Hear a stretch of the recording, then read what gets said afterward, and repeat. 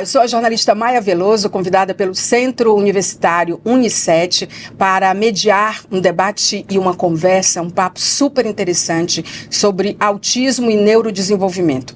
É uma alegria estar discutindo um tema dessa forma, porque a gente sabe que a nossa mente é o centro das atenções de hoje. A gente acabou de passar aí um quarto de século, né, desse século XXI, e a mente, junto com o meio ambiente, ela está chamando a atenção de todo mundo em relação a isso. Então, esse assunto é mergulhar, de fato, num tema que diz respeito a praticamente todas as famílias. Quando a gente pensa no transtorno do espectro autista, para entender melhor o que há de mais atual sobre o que a ciência, a clínica, a tecnologia, as assistidas, as aliadas trazem de novidade em relação a isso, é um alívio para quem tem esse tipo de desafio. Então, por isso a gente está recebendo hoje aqui o Dr. Giuliano da Paz. Ele é neurologista, neuropediatra, professor universitário. Já eu vou falar melhor da formação dele, porque é um dos temas do que a gente vai discutir aqui hoje. Então, ele é professor do Unicet aqui também, dá aula também na UniFPAR, né? O UFDPAR. O UFDPAR. Toda vez que eu vou dizer esse nome, eu fico pensando no nome, né? Eu acho que se fosse eu da faculdade, eu mudaria o nome para ficar mais claro.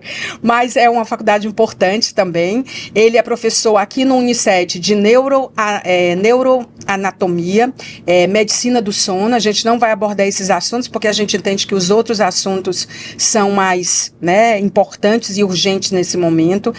A gente sabe que um profissional que vive o autismo no consultório, na clínica, na sala de aula, na pesquisa de ponta, ele está totalmente atualizado para a abordagem de um tema tão oportuno. Então, ele tem mestrado e doutorado, especialização, é especialista em neurologia pela Academia Brasileira de Neurologia, né? Tem também uma especialização em neurologia infantil pela Sociedade Brasileira de Neurologia. O mestrado e o doutorado foram feitos em São Paulo, né? Na Unifesp, na Universidade Federal de São Paulo. E por aí você imagina como que começa o trabalho clínico, médico, né, e acadêmico de um profissional na área de neurologia, de neurodesenvolvimento, na área do autismo, nessa área que é tão interessante. Quer dizer, você praticamente não para de estudar e de se formar e de fazer especializações e de olhar para a ciência, né? Não é tão simples. E você é novo. Está preparado para uma jornada aí de mais 30 anos, 40?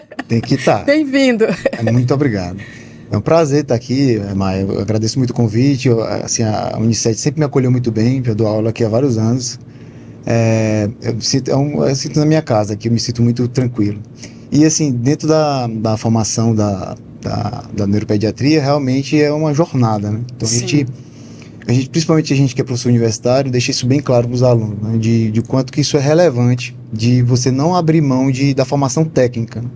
Embora você tenha caminhos outros alternativos de buscar cursos, aprender por conta própria, mesmo na inteligência artificial e tudo, mas acho indispensável você fazer a formação, passar pela educação formal, né? Passar por uma residência médica, antes de se dizer especialista, você passar por um período de experiência, de acompanhamento de casos, sob tutela de uma pessoa experiente, que te passe confiança, e passar anos, né? Não é assim, 2, 3 fins de semana. Você abrir a boca e dizer que é um especialista e você atuar, na verdade, você precisa não só da parte científica, acadêmica, mas de experiência com quem entende em hospitais e lugares que são especialistas na área. Não é? Concordo plenamente.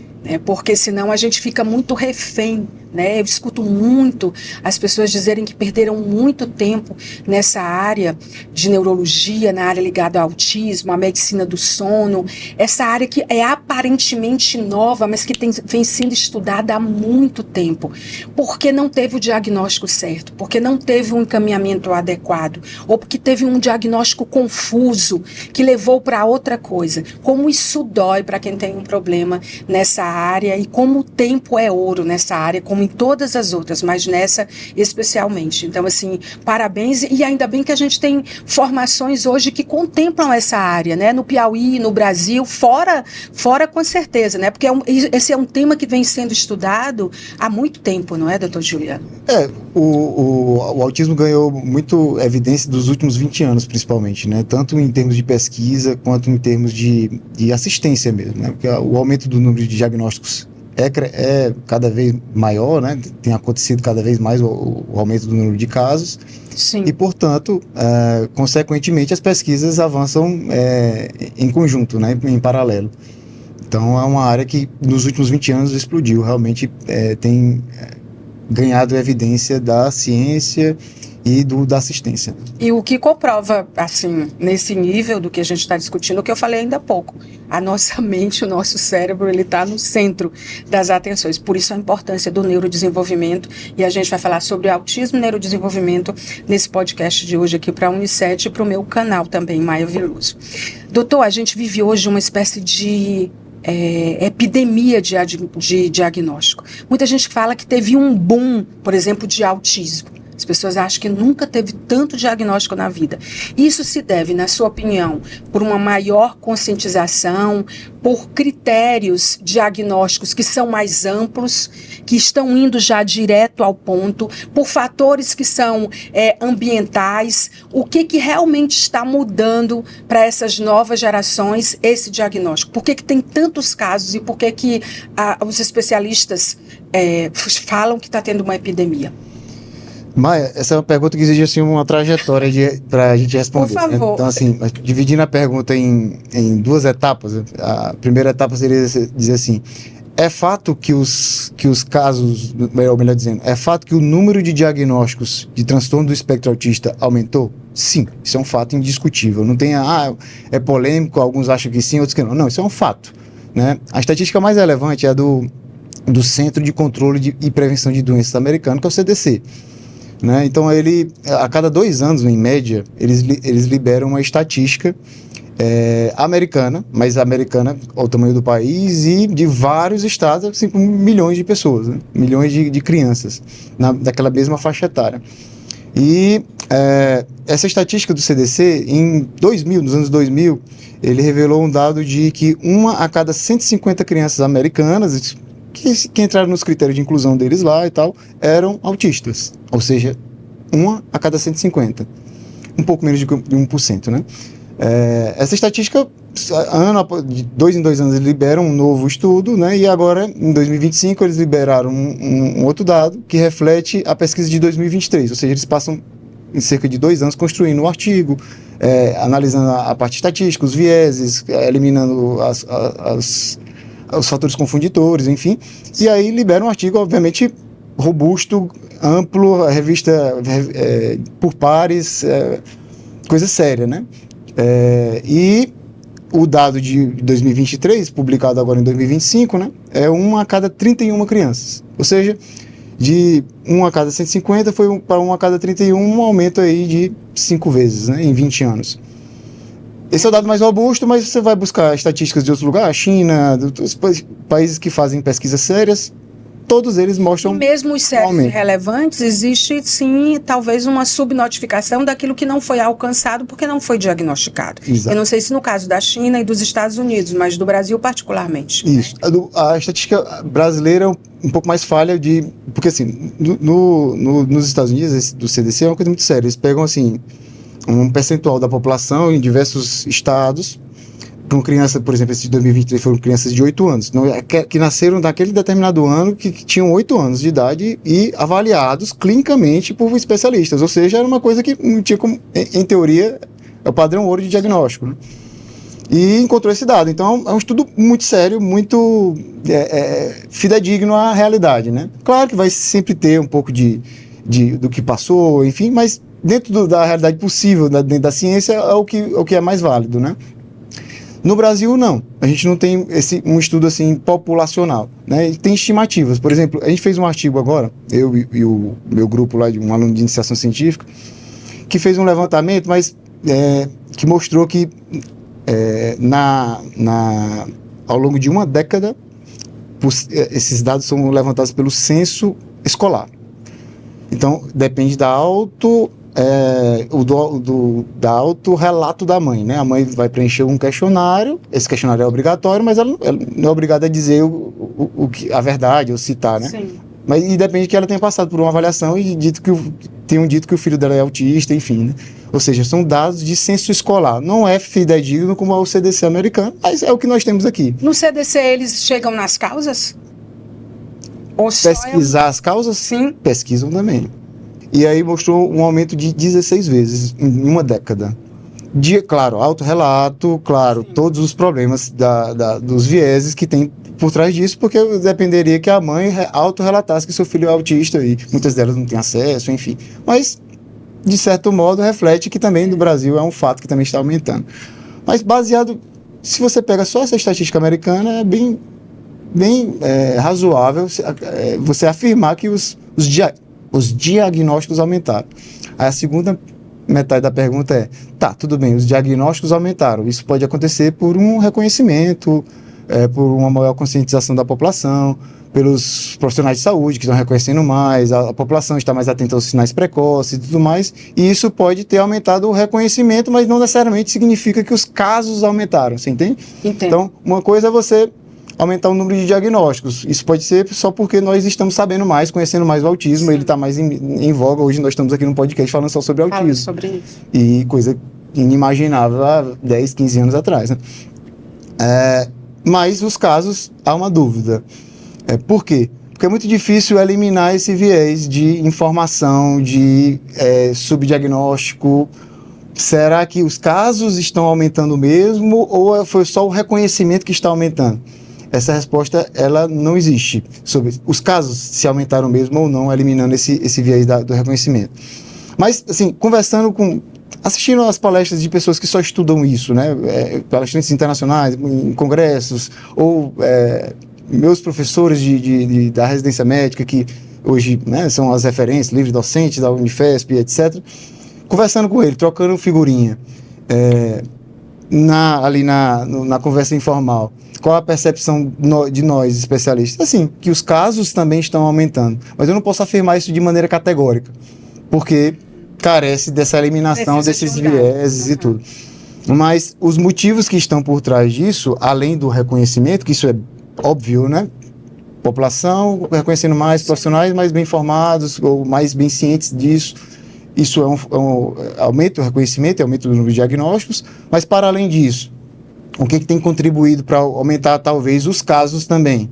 Né? Fatores genéticos. Então, assim, os pais, por exemplo, a tendência é que os pais tenham filhos cada vez mais velhos, né? Então a gente sabe que quando você tem filho após uma certa idade, né? 35 anos é o dado mais conhecido. Para mulheres, para homens também? Para homem também. 35. Inclusive, para autismo especificamente, tem alguns estudos que mostram que a idade paterna é até mais relevante como fator de risco do que a idade materna. Mesmo para autismo, né? Para autismo. Isso não é tão, mas vários estudos mostram isso também. Mas, independente de ser pai ou mãe, os pais tendo idade cada vez mais velho, tendo filho em idades cada vez mais velho, a chance de ocorrer uma mutação genética durante a concepção do feto, do embrião, ela é maior. E vem junto com isso os transtornos do neurodesenvolvimento de uma maneira geral, incluindo o autismo, né? Então, fatores genéticos. Mais de 100 genes já foram descobertos ligados diretamente ao autismo. Isso só aumenta ano após ano, né? Então, a base genética é cada vez mais divulgada como a causa central para a fisiopatologia, para o funcionamento do cérebro autista. Mas, para além do genético, o ambiental que você citou, né? Sim. Então, exposição a fatores de risco, como, por exemplo, infecções neonatais ou partos complicados com hipóxia neonatal, né, que é a falta de oxigenação durante o nascimento, diabetes gestacional, pré-eclâmpsia, tudo isso são fatores de risco ambientais, né, porque Sim. não é um fundamento genético, é ambiental ali durante um período crítico, né, na formação embriológica, ou seja, quando o bebê ainda não nasceu e no momento que ele acaba de nascer, nos primeiros dias ali que ele acaba de nascer. Essa exposição à falta de oxigenação, diabetes gestacional, obesidade materna durante a gravidez, são fatores de risco que estão implicados.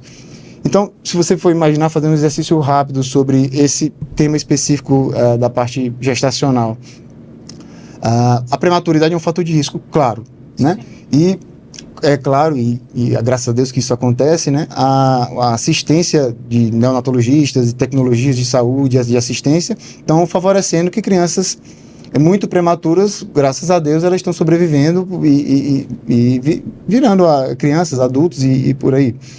Então, era inimaginável que uma criança, um feto de, sei lá, 25 semanas sobrevivesse. Hoje, graças a Deus, isso é possível. E cada vez mais bebês prematuros sobrevivendo. É cada vez mais comum. Graças a Deus. Mas isso funciona como fator de risco também para o autismo, né?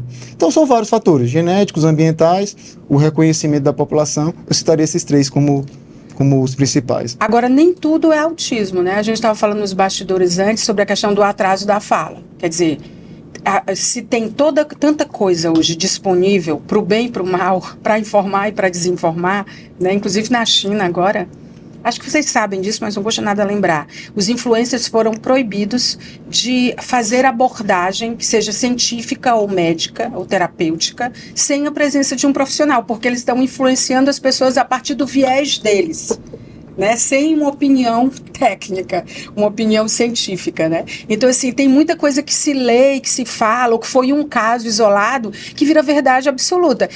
Esse atraso da fala é um que a gente estava comentando, que é muito confundido. Agora, é importante dizer que nem tudo é autismo. Queria que você falasse sobre isso. Talvez seja o atraso de fala, principalmente ali uma criança de entre 1 e 3 anos.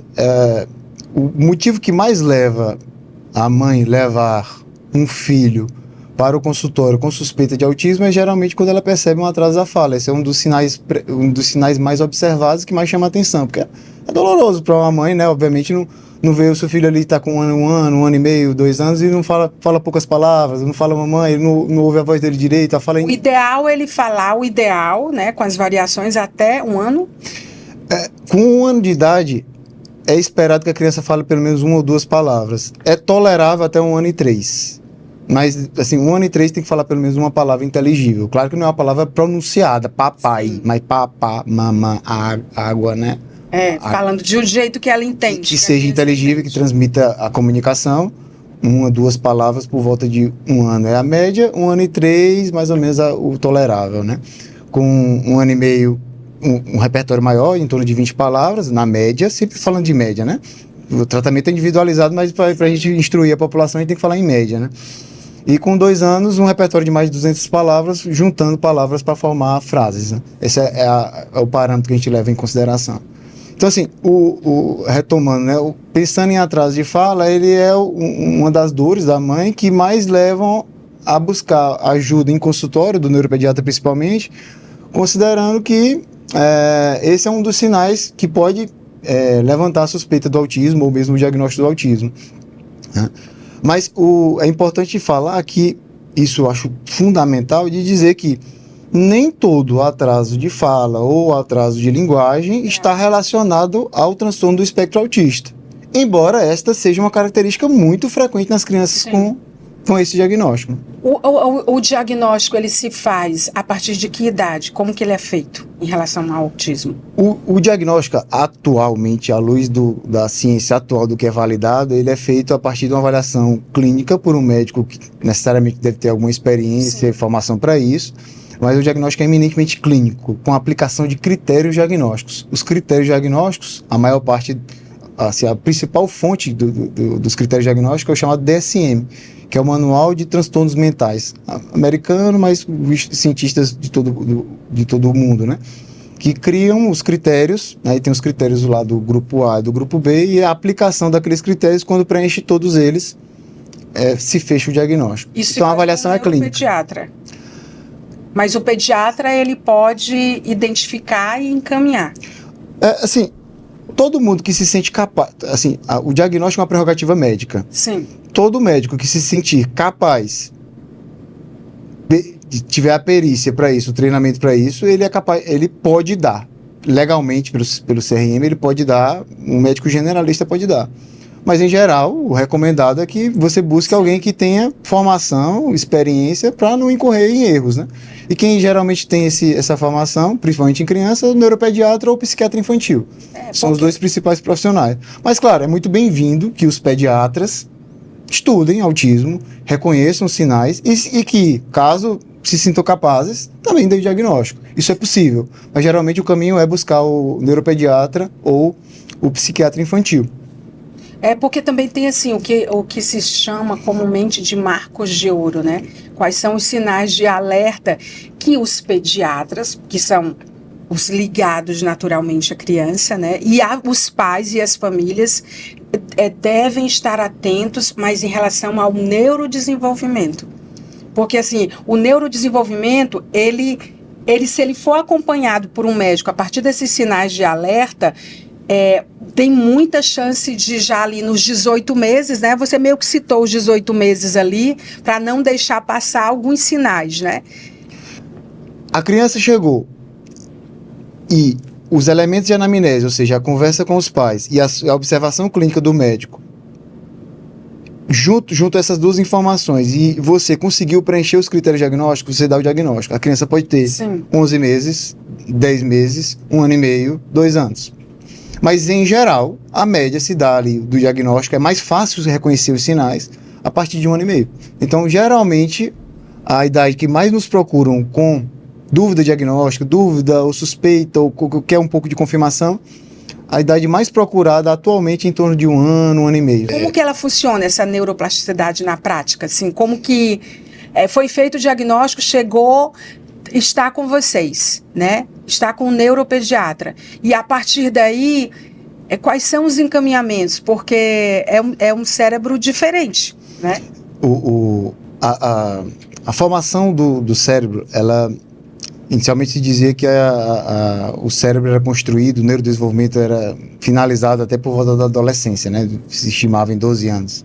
Depois foi visto que não, o cérebro continua em desenvolvimento até por volta dos 18 anos de idade. Hoje em dia já se fala de 25, 30 anos de idade, o cérebro ainda está em formação, em desenvolvimento, mielinizando, fazendo sinapses novas, aprendendo novos caminhos. Então, você vê que essa neuroplasticidade, ela foi se estendendo o período de...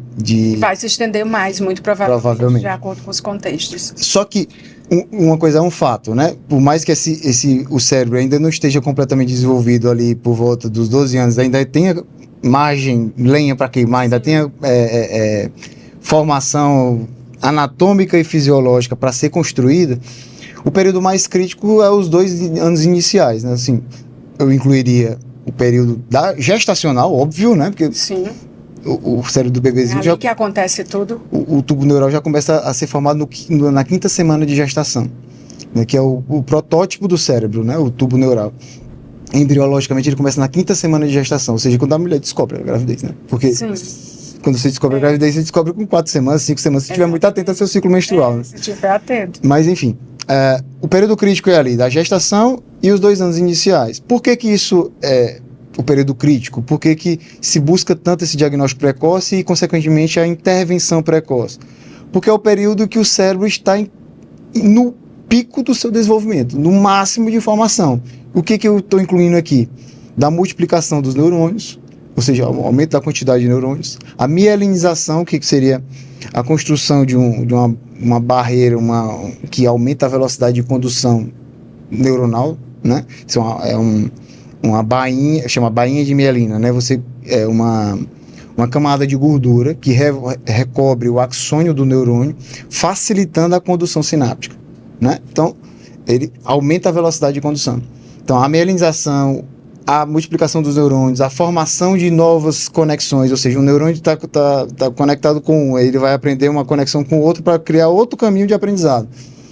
Esse pico se dá nos anos iniciais. Continua acontecendo depois dos 2 anos, óbvio, eu acabei de citar que vai até 25, 30 anos de idade, porém, o pico é no início. E tem essa questão da mielinização dos neurônios, formação de novas conexões, mas também facilitar o diagnóstico. E também a chamada poda neural. O que seria a poda neural? Seria a sua desfazer conexões que levam para caminhos danosos, caminhos que não fazem muito sentido, que são... fazer isso? Como que você faz isso? Não, fisiologicamente isso acontece. Tá. Uhum. Você tinha 1 ano e meio de idade, uma trajetória do neurônio, uma conexão mal feita, estava te causando algum tipo de prejuízo. Aquilo, 1 ano e meio, 2 anos de idade, o seu organismo cortou aquele caminho ali, ó, esse caminho não é bom, é a poda neural, né? Então, não só a construção, como a destruição de algo que seja negativo.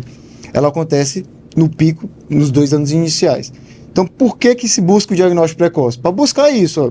Diagnostiquei precocemente, vou rever esse caminho, ajudar o meu cérebro com terapias, né? Ou pedir ajuda do fonoaudiólogo, do terapeuta ocupacional, do psicólogo, do professor escolar, do psicopedagogo, do fisioterapeuta, enfim. Muito multidisciplinar. Inúmeros profissionais vão me ajudar a construir caminhos e aproveitar aquele pico de desenvolvimento do cérebro para que ele corra num caminho melhor, mais adaptativamente melhor. Que ele se adapte melhor, que ele fale melhor, que ele faça mais relações sociais, que ele interaja melhor. Né? Porque, assim, também a questão da interação é algo que é confundido. Às vezes a criança é só tímida. Ou a criança é só... Eu tô perguntando. Perfeitamente. Né? Porque a gente falou só da fala, como alguns sinais, mas tem outros também, né? Quer dizer, além da fala, a sociabilização, a questão do olhar, a questão de barulho, né? Tem algumas coisas que juntas, elas dizem muita coisa. Tem uns toques também, né? Umas coisas que... As estereotipias, né? Eu falei como toque, nem é toque, porque toque é outra coisa, né? É obsessivo-compulsivo, né? Então, assim, as estereotipias. Então, tem várias coisas para prestar atenção. Se por acaso passar batido por um pediatra, porque também é uma consulta, ele tem que ser... Eu acho que as escolas, os pediatras e as famílias deviam ter uma formação em relação a isso, ou uma informação em relação a isso, mas que não seja de internet. Gente, internet é bom para quem sabe, porque dá para fazer a curadoria perfeita. O prompt correto, para depois você checar. O bom é você só ter informação, mas você fazer o cheque com quem é especialista, como a gente está conversando aqui agora. Porque quando junta todas essas coisas, aí não tem como, né? O critério, ele diz que não é a verbalização que é o fundamental, e sim a ausência ou a dificuldade ou atraso da comunicação não verbal. O que é a comunicação não verbal, né? A utilização de gestos, por exemplo. Então, uma criança de 1 ano e meio, né, ela bate palma para comemorar um feito dela, que empilhou alguma coisa, chamar o irmãozinho, a mãe, sim, né? Erguer os braços quando a mãe está chegando para poder que ela o acolhe, né? Talvez. O aceno da mão, né? O dar tchau. Então, 1 ano e meio, você começa a adquirir esses recursos gestuais de linguagem não verbal. Então, a ausência disso, por exemplo, uma criança de 2 anos que não dá tchau, que não aponta objetos de interesse, eu quero aquela bola que está em cima daquele armário, né? Às vezes ela não sabe falar dessa forma, mas apontar exatamente... Eles são muito processuais também, né? Exato. Então, gestual. Aí você falou da questão sensorial, né? Então, não aceitar determinados tipos de alimentos, ou ter dificuldades com algumas texturas, etiqueta de roupa, né? São questões que a gente chama de hiperresponsividade a estímulos, né? Então, uma textura, um sabor de um alimento, ou uma etiqueta que está incomodando, barulho, que você falou também, uma hipersensibilidade a um estímulo, no caso sonoro, né? São outros sinais. E a interação, né? Acho que a interação não poderia deixar, né? Seria, a gente começa a perceber isso, obviamente, uma criança um pouco maior, né? 1 ano e meio, que a maior parte das crianças, nas crianças típicas, se espera que ela busque contato com outras crianças, que brinque de turno, né? É minha vez de chutar, agora é minha vez de defender, ou... que simule o carrinho para buscar o boneco da outra criança, né? Ou seja, uma brincadeira compartilhada, né? Ou que outra maneira de analisar a atenção, né? A atenção compartilhada. Um brinquedo que aperte um botão e ele, sei lá, transforma em outra coisa. Aí depois que ele descobre aquilo, ele vai compartilhar a atenção com outra pessoa. Olha, mãe, o que eu consegui fazer, né? Claro que 1 ano e meio ele não vai dizer isso. Olha, mãe, o que eu consegui fazer. Mas ele vai dizer do jeito dele. Que incrível é isso, né? Então, essa é a atenção compartilhada. Então, se você percebeu ali, seu filho tem por volta de 1 ano e meio, Estereotipias, o mais comum deles são com as mãos, né? O balançar de mãos ou um gestual perto do rosto. Estereotipias, questões sensoriais que eu já citei, dificuldade de interação social, atenção compartilhada, o tipo do brincar, o brincar mais monótono, o brincar mais repetitivo, são alguns sinais que a gente pode identificar que levam à suspeita. Esses grupos, eles podem, tipo, uma vez diagnosticado, e tem vários, além de ter os níveis, né, o espectro, né, do autismo, tem também o perfil daquela criança ou daquela pessoa, dependendo da idade dela. Eles mudam, de certa forma, a prescrição de terapias ou os medicamentos são mudados de acordo com esses... Né? Eu tô falando, eu não queria chegar em comorbidade, mas assim, eu penso que o TEA, ele é dividido, pelo que eu estou entendendo, em vários tipos biológicos, né? Que ficaram muito claros quando você falou aí, e você falou de alguns. É claro que a gente não vai aprofundar todos, porque tem muita coisa específica de cada um, né? Então, ele sugere prescrições de terapias e medicamentos personalizados, diferentes para cada um. Isso é importante. Quando a gente falou de tratamento, você falou uma palavra que é fundamental, né? Que é a multidisciplinaridade, né? Na verdade, a interdisciplinaridade, né? Que o ideal seria que a gente trocasse informações entre eles. Esse é o primeiro passo. O tratamento, ele é interdisciplinar. Necessariamente, assim que eu diagnostico, assim que eu chego um paciente para acompanhamento, eu preciso de que ele esteja em acompanhamento com as terapias para me ajudar na condução do caso. E a segunda palavra-chave é a individualização, que é essa que você está mencionando. Então, a minha abordagem, ela é completamente diferente de eu acompanhar uma criança que teve o diagnóstico recentemente, uma criança de, sei lá, vamos botar aqui um exemplo de 2 anos de idade, recebeu um diagnóstico agora porque está com atraso de fala. O meu tratamento, o meu rol de coisas, de profissionais a quem eu vou encaminhar, ou orientações para a mãe, é totalmente diferente de uma criança, um adolescente que eu diagnostique com 15 anos de idade. A minha abordagem é completamente diferente, porque as demandas são diferentes e as necessidades da mãe também são diferentes. Eu fico pensando no mercado de trabalho. Sem falar do medicamentoso, que obviamente é totalmente diferente. É totalmente diferente. Eu fico pensando no mercado de trabalho, como tem cada vez mais, né, e a gente está evoluindo no sentido de perceber, no sentido de não naturalizar o que não pode ser naturalizado, não generalizar, de humanizar o nosso olhar, de tratar. Então, eu acho que como humanidade, a gente está evoluindo, né? E vocês, médicos do seu nível, ajudam muito a ter essa percepção humanizada e trazer a gente para a realidade. Aí eu fico pensando neles, quando você falou que o cérebro vai mudando até uma idade, né? O neurodesenvolvimento do cérebro até os 25 anos, e muito provavelmente já existem pesquisas que vão apontar mais avanço ainda de idade, chegar no mercado de trabalho, entrar numa faculdade, fazer um curso, entendeu? Porque cada vez mais a gente viu que as pessoas com síndrome de Down, elas avançaram nisso, né? Ela já é uma outra coisa, isso dá uma outra entrevista, inclusive, mas eu tô falando isso porque para o autista me parece que tem barreiras diferentes, porque o autismo é diferente dos demais transtornos, né? Essa é uma das vantagens de ser professor e médico assistente ao mesmo tempo, né? Então, a minha semana é dividida em consultório e em sala de aula. E, de certo modo, eu tenho tido essa experiência, né? Então, eu praticamente toda a turma que eu leciono atualmente, pelo menos em uma das faculdades onde eu dou aula, tem pelo menos um aluno autista, né? Então, eu vejo com os meus próprios olhos as novas demandas que eles possuem, as adaptações que eventualmente são necessárias, o tipo de atendimento particular ou individualizado que eu precisarei oferecer a ele, né?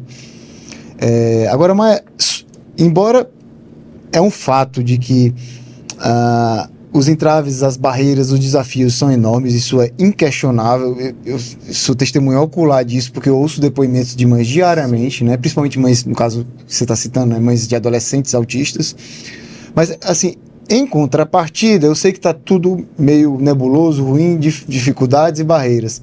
Mas, em contrapartida, eu tenho visto também, mesmo que mais incipiente, mesmo que mais avanços, né? Também. Então, existem empresas, sim, com programa de trainee, que estão tentando absorver essa mão de obra, ou escolas, por exemplo, eu dou aula em universidade pública, né? Uma universidade federal. A gente sabe que os recursos eles demoram a chegar até lá e tudo, mas lá há um programa de atendimento especializado com as suas dificuldades, com as suas barreiras, mas já há coisa que anteriormente não havia, né?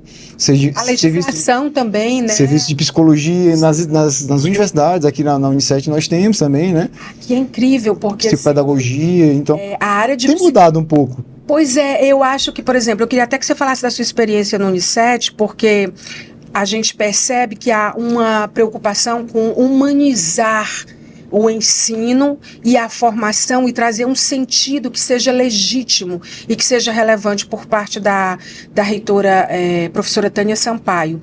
Então, assim, ela pensa na formação, mas ela pensa no mercado de trabalho. Ela pensa na formação, mas ela pensa nas comunidades desassistidas, como o rancho que vai ter agora na Zona Sul de Teresina, que o impacto vai ser de 30 mil pessoas por ano, direto, indireto de 150 mil, porque são 7 bairros super populosos de pessoas carentes. Então, ela leva para todas as pontas, entendeu? E aí tem essa formação do curso de medicina com médicos do seu nível. A gente vê que são pessoas que estão na clínica, que estão no dia a dia, que estão atualizados, que estão pesquisando também.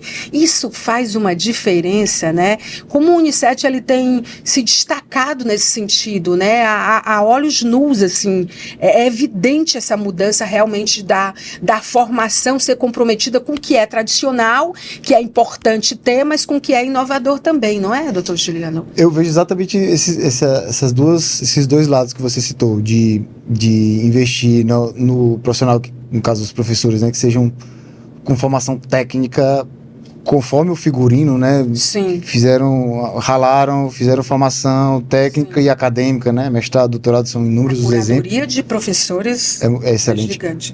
Eu falo da medicina, que é onde eu conheço, todos os colegas que lá estão são muito, muito bem conceituados como professores e como médicos assistentes, né? E esse outro lado também mais, digamos, de acolhimento social, eu percebo isso também, né? Em termos de acolhimento e adaptação, a gente vê o serviço tem psicopedagogo aqui, né? Então, eles entram em contato com a gente, citando os alunos que estão com dificuldade.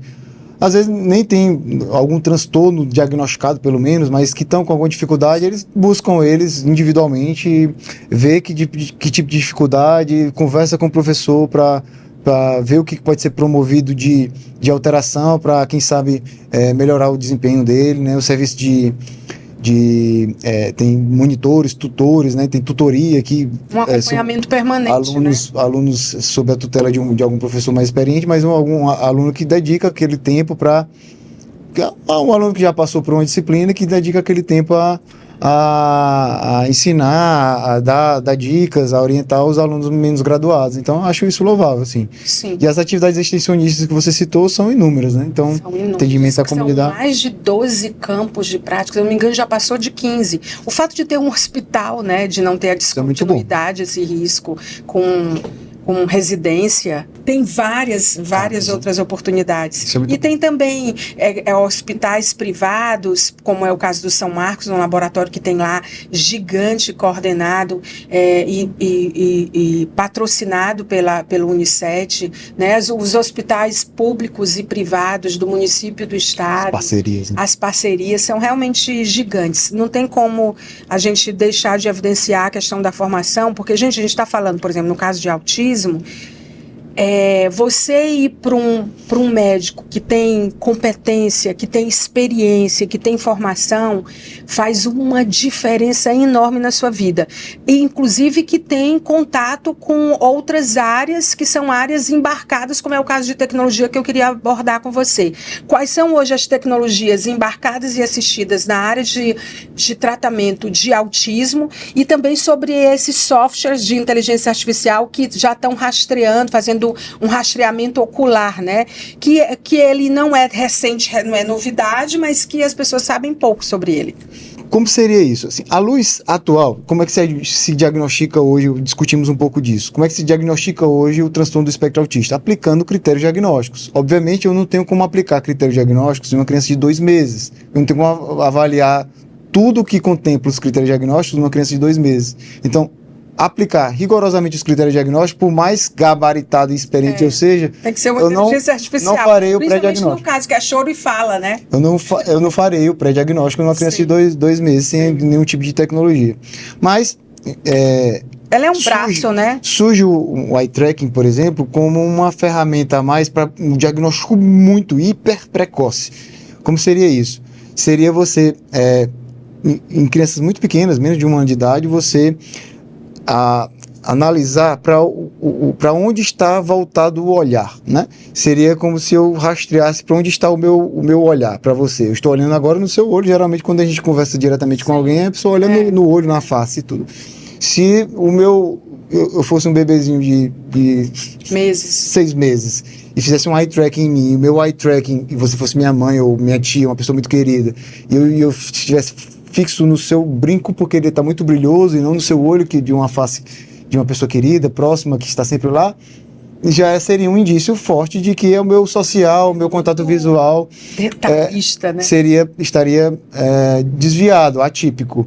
Ou mostrar, por exemplo, para uma criança um vídeo, aí nesse vídeo mostrassem cenas de criança, por exemplo, uma criança brincando com a outra. Geralmente essa cena, numa praia, geralmente a cena que mais chama a atenção num vídeo como esse seria eu olhar para as duas crianças brincando, ver que tipo de brincadeira que é aquela, se é legal, que troca que elas estão fazendo. E essa tecnologia, se for um indivíduo que não vou nem dizer que ele tem um diagnóstico de TEA, porque para ter o diagnóstico de TEA, entenda, tem que aplicar os critérios, mas o pré-diagnóstico de TEA, né, seria o diagnóstico hiperprecoce.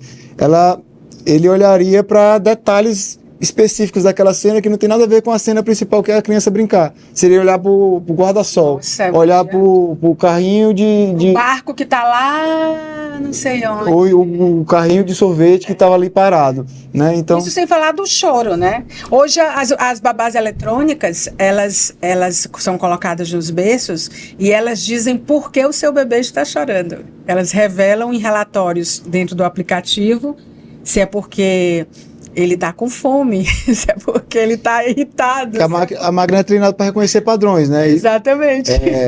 Milenarmente as mães sabem o que significa cada choro da criança, né? Se é o choro de fome... Mas não sabe se é porque a fralda está molhada, se não sabe se é porque está com fome. Eu não sou mãe, mas as mães dizem que o tipo do choro, elas sabem. Não, esse choro não é de fome. As mulheres já nasceram com o aplicativo, é o que o doutor Juliano está dizendo aqui pra gente. Na verdade, é isso na prática. Perfeito. A tecnologia pegou todo o nosso saber, né, orgânico, e sistematizou. Espiritual, e sistematizou em relação a isso. E faz todo sentido. Eu acredito. Por isso que as mães, tudo que mãe fala tem muita força, né? É incrível. Eu sou daquelas que acredito que Deus nos dotou de autoridade espiritual em relação à vida dos nossos filhos, porque por isso que diz, nossa, boca de mãe, né? Fala e realmente acontece. E determina muita coisa, né? Os conceitos nossos vão mudando, mas antropologicamente falando, à medida que a gente ganha experiência, né? Depois que virei pai, a minha prática dentro da medicina mudou completamente. Imagina. Então, quando eu acolho uma família, eu acolho com outro olhar, né? Sim. Então, eu estou mais sensível a esses conhecimentos milenários, ao conservadorismo. Então tem muita coisa embarcada de realidade virtual, tem muita coisa, gente, que está sendo aplicado para treinar habilidades sociais, reduzir hipersensibilidade sensorial em ambientes que são controlados, né? É a tecnologia que eu acho que o segmento de saúde foi o que mais se beneficiou, pelo menos de modo mais rápido, das tecnologias aliadas e assistidas, né? Acho que foi o segmento de saúde. E já para encerrando a nossa entrevista, eu queria falar sobre intestino/cérebro. Não, eu ando lendo sobre isso porque desde que alguém me disse, todo mundo pensa que é o nosso cérebro que comanda o nosso corpo, mas na verdade é o intestino. Então tem muita pesquisa sobre esse microbioma, né? Que na verdade ele é relevante. O que isso tem a ver com autismo? Muda algum protocolo? Queria que você falasse sobre isso.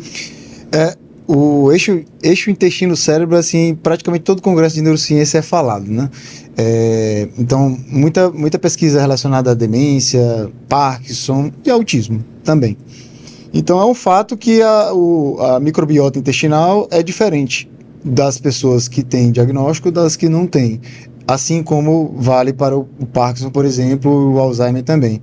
Só que Daí, uma vez você identificando o tipo de bactéria ou de toxina que ela produz e tal, daí a virar uma mudança de rota no tratamento, vão algumas etapas de desenvolvimento da tecnologia, de criação de novas drogas, enfim.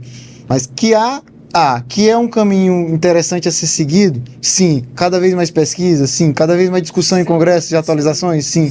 Mas de maneira prática, isso impacta atualmente na condução do meu paciente. Eu vou fazer uma reposição de flora intestinal, tem alguma coisa que eu possa repor. Não tem evidência científica Não sólida. tem evidência científica sólida. Assim como já se tentou, por exemplo, isso já é um fato de que não funciona, restrição ao glúten, restrição à lactose, e fazer isso extensivamente a toda a população não traz benefício. Então, dietas restritivas, tirar algum nutriente específico, ou repor alguma vitamina, biotina, B12 e tal, tudo isso já foi tentado e não foi descoberto um caminho que sirva para todos, até porque é um espectro. Sim. Se é um espectro, a variação é muito grande. O nome já diz, né? E isso deve ser bem individualizado, né? Então, a gente recebe casos, eventualmente, de mães que falaram, por exemplo, assim, não, meu filho é autista e tal, eu passei anos com ele chorava muito à noite e tudo, sentia muita dor, e sei lá, tinha uma flacidez no abdômen e tudo. Aí eu busquei um gastro e ele descobriu que ele tinha intolerância à lactose, restringiu a lactose, ele melhorou muito a irritabilidade, melhorou até o contato. Esses casos existem? Claro que existem, sim. Porque o indivíduo autista, ele pode ter outros diagnósticos, ele pode ter uma intolerância à lactose, ele pode ter uma alergia à proteína do glúten. Sim, é um ser humano. Exato, como qualquer outro. Então, para esses casos, mais uma vez, individualizando o tratamento, se você suspeita de uma intolerância à lactose, vai restringir a lactose, ou então vai encaminhar para um gastro para ele avaliar, ver se aquele diagnóstico se confirma. Mas, extensivamente, usar dietas restritivas ou reposições à torta e à direito, não. Tem uma coisa específica que surgiu mais recentemente, mas ainda assim com a evidência científica bem mais frouxa, achados bem incipientes, porque é mais análise de comportamentos, é uma coisa mais subjetiva, que seria a reposição do ácido folínico. Melhoraria alguns aspectos de comportamento e tudo, mas é ainda muito questionável e tudo. Eu até tenho utilizado isso na prática, mas eu fico sempre refém da minha experiência própria. Eu vejo alguns melhores, outros não. Eu tenho uma amiga que, quando ela recebeu o diagnóstico do filho de autismo, ela foi para os Estados Unidos, ela foi para a Europa, ela ficou em casa assistida, tem até um nome que eu esquecia, Place, mas eu não vou me lembrar, que era o nome dessa técnica, era uma casa toda com câmeras, que a família toda ficava, e eles ficavam sendo observados por médicos, e ela foi em todos os lugares do mundo, até ela desistir e dizer, não tem como resolver isso. É muito personalizado, tem que lidar. E ela chegou a todas essas conclusões que você está dizendo, mas a gente se coloca no lugar dessa pessoa de tentar ao máximo, né? Porque chega a fase adulta, já é diferente. Cada fase do autismo, na adolescência com os hormônios, a descoberta da sexualidade, né? As relações afetivas, né? O convívio social, né? As coisas que já são difíceis para quem não tem esse tipo de desafio, e tem outros, mas para quem tem esse particularmente, faz a família buscar todas as alternativas, né? Você vê que o tratamento é individualizado até com o indivíduo que está mudando, né? Exatamente. Seria eu estou aqui acompanhando, como eu sou neuroadulto, né? Eu acabo... Não dou alta dos meus pacientes, né? Eles chegam com 12 anos, 13 anos. Eu ia te perguntar sobre isso. Não tem alta nunca, né? Podem ter alta, mas eu quero dizer Fica menos, né? Reduz a frequência de visitas. Ou depois reduz e aumenta, né? Dependendo da fase. Dependendo das comorbidades, principalmente, né? Mas o que eu ia comentar é que às vezes eu tô aqui acompanhando um paciente que tá estável, eu tô às vezes usando uma medicação só, mas está tudo tranquilo, ou não usando nenhuma medicação, só acompanhando com as terapias, dando orientações, considerando telas e tal. beleza, tá tudo bem. Aí ele chega ali na adolescência, aí a mãe chega, parece que é outra consulta, é outra pessoa totalmente diferente, né? Começa do zero. Aí começa do zero e por aí vai. Então o tratamento é individualizado até para o indivíduo que está mudando, né? Muito, muito, muito. Aliás, acho que é o caminho para todas as coisas. A gente está falando de medicina particularmente, que é muito personalizado. Finalmente a gente chegou nessa página. Finalmente por um lado e preocupante por outro, porque nem todo mundo tem acesso, né? Eu sempre gosto de colocar nas entrevistas essa camada de exclusão, né? Quando a gente fica falando de tecnologia, imagina os excluídos disso. Imagina, né? Então é sempre bom a gente ter esse olhar humano. Para encerrar de verdade, prometo, eu queria falar sobre os biomarcadores e genética. Eu queria saber se a gente está próximo de um exame de sangue ou um marcador biológico definitivo para a TEA, para o transtorno do espectro autismo. A gente está chegando nisso aí ou ainda está longe? A busca é incessante, né? Então... Mas ainda não. Não. De um biomarcador claro. Será essencialmente clínico e comportamental o diagnóstico, né? Isso, até porque é um espectro, né? Então, enquanto ele for tão abrangente quanto de você pegar pessoas que, muito entre aspas, né? Nem parece, né? São pessoas que têm um espectro tão leve, um cognitivo muito bom, que só quem conhece de perto, que vai conhecer as nuances do diagnóstico, Sim. percebe em um autista não verbal, nível 3 de suporte, é um abismo de diferença de abordagem, né? Então, você imaginar que existirá um único marcador que per si, unicamente, seja o definidor com um exame único, acho improvável. Mas é claro que a ciência persegue isso a todo Sim. custo. E os exames genéticos surgem para e a ajudar. gente está avançando e muito rápido. Né? Então, assim, o exame genético mais aprofundado que se utiliza atualmente, inclusive com disponibilidade, você consegue solicitar isso clinicamente, né? Não é só em estudo, chama exoma, né? Que é um sequenciamento genético da parte que codifica proteínas. Então, são o sequenciamento geral de tudo que codifica proteínas do nosso código genético, é o exoma. O exoma é capaz de identificar, como eu lhe falei, tem mais de 100 genes descobertos e, de repente, você fazer o exoma em um bebezinho de 1 mês, você pode flagrar um gene e já diagnosticar. É um caminho? É o único? Não. Não é. Dicas para pais que acabaram de receber o diagnóstico. Eu acho, assim, mais uma vez é muito individualizado, né? Porque tem pais e pais. Tem pais que recebem diagnóstico e já, digamos, esperava, já estava, se sentia meio aliviado, porque pode dar um pontapé inicial para começar a enfrentar.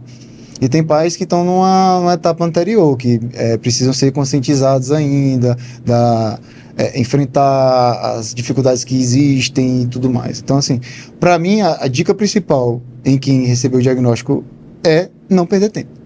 Ou seja, você pode estar triste, você pode estar chateado, você pode estar até com raiva do médico. Você não tem a opção de não lidar com isso. E você tem que ir atrás das terapias para serem instaladas precocemente. Aí, ao longo do caminho, você vai pegar as dicas, as orientações com o médico que o assistiu, ou outro médico, caso você não goste, sim, ou com os terapeutas que estão acompanhando e tal. Mas atrasar esse procedimento de iniciar, dar o pontapé inicial nas terapias, compromete o prognóstico, compromete, sim, o resultado final. E procurar grupos, né?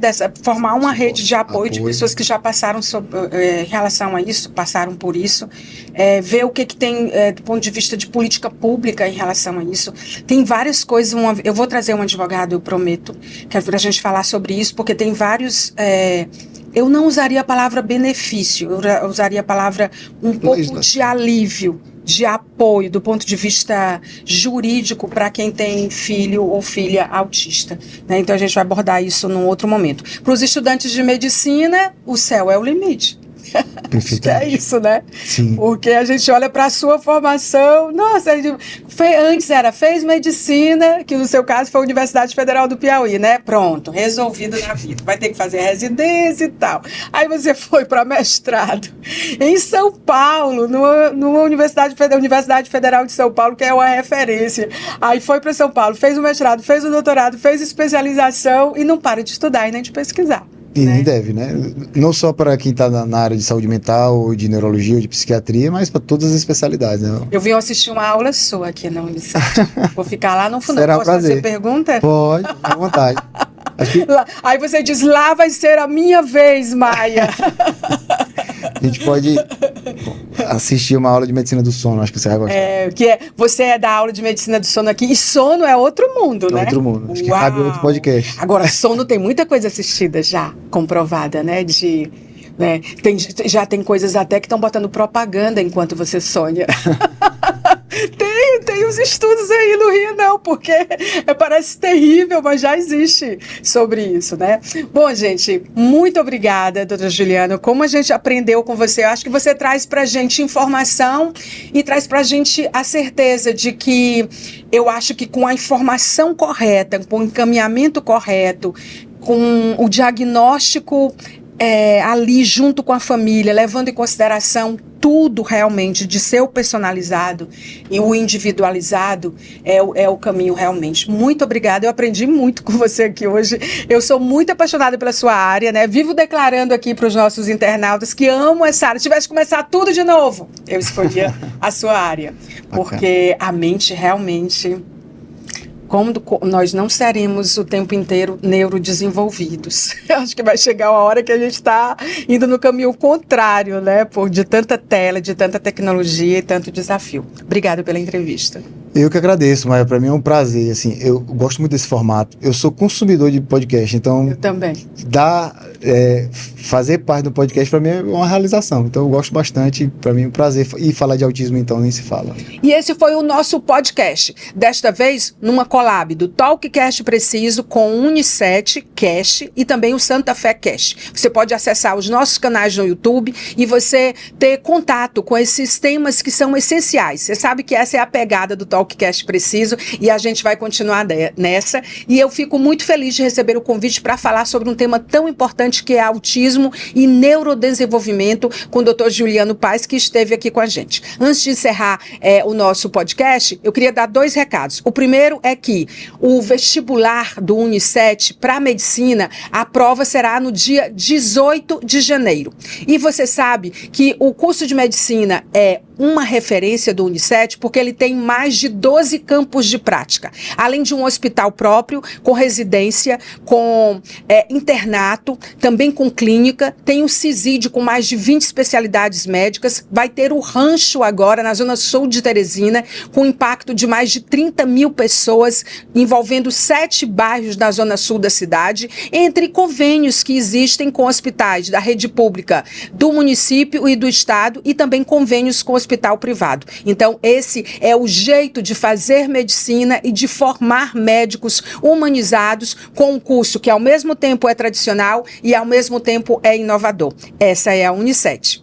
Queria falar para vocês também do Senac Piauí, que recebeu muitas premiações nacionais, um reconhecimento através de um programa de reconhecimento nacional do Senac Brasil em áreas importantes que são estratégicas para o Senac no Piauí, que envolve programa Senac de gratuidade, que envolve a qualidade do ensino, que envolve instrutor, que envolve comunidade, que envolve educação inclusiva. Então, todas as matrículas para os cursos de 2026 estão abertas. É só você acessar esse que é o Senac premiado, que é o Senac que você ou já estuda, ou vai continuar estudando, ou vai começar a estudar. Você acessa tudo no pi.senac.br.